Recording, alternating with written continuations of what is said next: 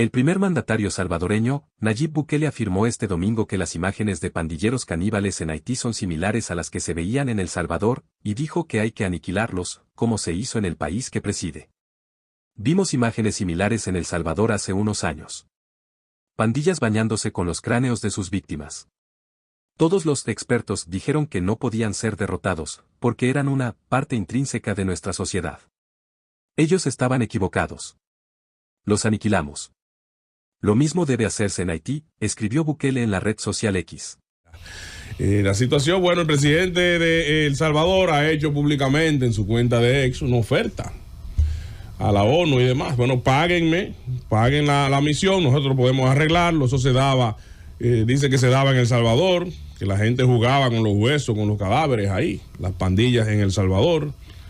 Dice que necesitan una resolución de la ONU y que le paguen los gastos con el consentimiento del país anfitrión para Nayib Bukele aplicar la medida que ha hecho en El Salvador, de recolectar a esos niños, esos infelices, a esos héroes de la patria y encarcelarlos.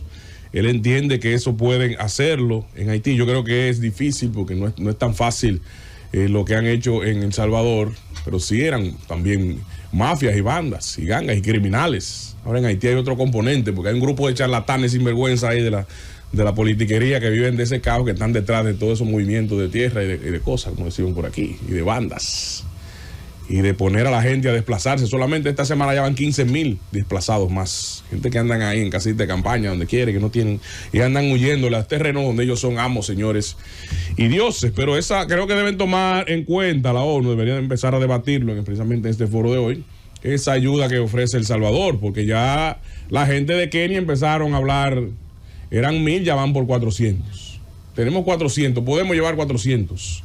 No le desembolsan el dinero que necesitan, pero ya han bajado la cuota. Ya no han podido recolectar esos policías kenianos al nivel de que se esperaba, que era un primer grupo de 1,000, una primera parte de 1,000. Ahora el tope está en 400, con muchos temas de división política en Kenia sobre ese tema, porque se ha pronunciado cortes. Finalmente se logró el gobierno que se aprobara, pero hay cortes que se han pronunciado en contra de esa intervención en Haití. Así están las cosas en ese sentido.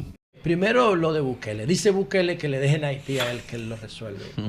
Bueno, eso es muy preocupante. Yo voy a hablar de eso. Porque lo que está haciendo Bukele es sacar pecho, porque Bukele logró en El Salvador algo que muy pocos presidentes de América Latina, primero, no lo pueden lograr porque las sociedades no se lo van a permitir, y segundo, lo logró por el tipo de mayoría cualificada que ha conseguido. Bukele consiguió suspender el Estado de Derecho.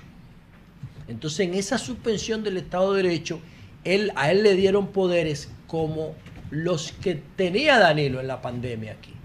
O sea, ustedes veían que a las 6 de la tarde la policía empezaba a perseguir a la gente que no respetaban el toque de queda por la pandemia. Y esos videos se hacían virales de la policía dándole carrera a los tigres. Pero eso se puede hacer en un contexto muy específico. ¿Cuál era? La pandemia. Todo el mundo estaba cerrado. Pero Bukele lo logró conseguir sin pandemia. Bukele lo logró por el tema de las pandillas. Esas pandillas se forman en Estados Unidos por los salvadoreños desplazados por la guerra del FMLN y Arena, impulsada por la Guerra Fría, o en el contexto de la Guerra Fría. Entonces esas pandillas era la forma de protegerse que tenían los salvadoreños y los centroamericanos cuando llegaban a Estados Unidos por la frontera con México. Y entonces Bukele consigue esa oportunidad de que se suspenda la garantía de derechos de todos esos pandilleros para poderlos perseguir, para poderlos apresar, para poderle violar todos sus derechos fundamentales. ¿Hasta dónde va a llegar eso? Yo no sé. Lo que yo estoy seguro es que lo de Bukele al final se revierte. Porque tú no estás resolviendo el problema de inseguridad. Tú estás acorralando porque tienes un exceso de poder. En el caso de Haití, eso ha llegado al extremo. Después de la muerte de Jovenel Moïse, hay grupos armados en Haití que dijeron, bueno, nos mataron la única posibilidad que teníamos de institucionalidad. Vamos a hacer lo que hicieron los talibanes en Afganistán. Eso es lo que yo considero. O sea, el modelo de los grupos, yo siempre he dicho que Barbecue no es un delincuente común. Barbecue es un tipo con posiciones políticas, pero que por la vía de la violencia. Pero ese tipo no es un delincuente común. Si ese tipo hubiese sido un delincuente común, ya hubiesen negociado con él. No, él tiene una posición ideológica que sea mala o que sea violenta, pero la tiene. Y yo creo que el modelo de barbecue y de todos los grupos armados haitianos, miren que yo nunca digo bandas delincuenciales, nunca. Yo digo grupos armados.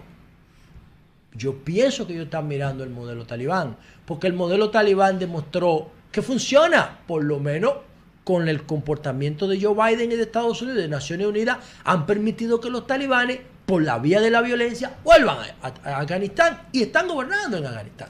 De modo que eso es lo que pudiera estar viendo Barbecue y los grupos armados que lo acompañan. No es tan fácil tú y Haití metete ahí de que yo voy a resolver que Chapulín con una capa o Superman. Eso no es tan fácil. Eso va a costar muchísimas vidas volver a controlar efectivamente el territorio haitiano para poder volver a restablecer la institucionalidad, aunque sea mínimo. Eso no es tan sencillo, porque los haitianos están acostumbrados a resolver sus conflictos por la vía de la violencia, porque nunca han tenido una institucionalidad sostenible, que es lo que yo le tengo miedo a lo que pasa con el caso de Kiko La Quema. ¿Por qué? Coño, porque cuando el presidente le dijo, entrégate que ya tu amigo está en 29, o sea, es una vaina preocupante, porque el tipo ya era como que tenía una sentencia de muerte en la espalda. Hay gente que me dice, la Luis, ¿por qué si él? ¿Por qué? Porque yo creo que nunca hubo la intención de coger a Kiko La Quema con vida. Yo no creo que haya habido intención.